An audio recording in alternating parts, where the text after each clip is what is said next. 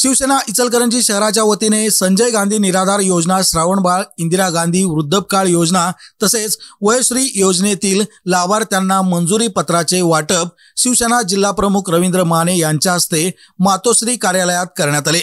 या प्रसंगी बोलताना जिल्हा प्रमुख रवींद्र माने म्हणाले की विरोधक लाडकी बहीण योजना बंद होणार असल्याची अफवा पसरवत होते, मात्र प्रत्यक्षात राज्यातील लाडक्या बहिणींच्या खात्यात दरमहा 1500 रुपये जमा होत आहेत।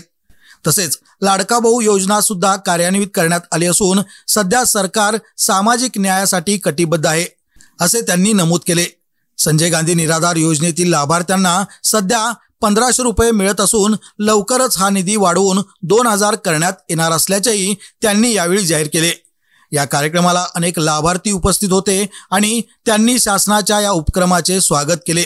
यावेळी संजय गांधी निराधार योजनेच्या लाभार्थ्यांनी रवींद्र माने यांचा पुष्पगुच्छ देऊन सत्कार केला। यावेळी पंडित माने, माजी नगरसेवक इकबाल कलावंत, शिवसेना शहर प्रमुख भाऊसो आवळे, भाऊसो वटारे, अमर बुचडे, वैशाली डोंगरे, सलोनी शिंत्रे, विशाल माने, विलास माने, रमेश काळे, सुशील खैरमोडे, विनायक काळे, राहुल जानवेकर, राहुल पाटील, राजू लायकर, मंगल वरुटे, राजेंद्र हजारे, सुशील शिंदे, रवींद्र लायकर, अप्पासो एलाज, कमळ काजवे, संदीप माने, विशाल कांबळे, अमित शिरगुरे, सीडी लटके आदींसह ज्येष्ठ महिला नागरिक मोठ्या संख्येने उपस्थित होते।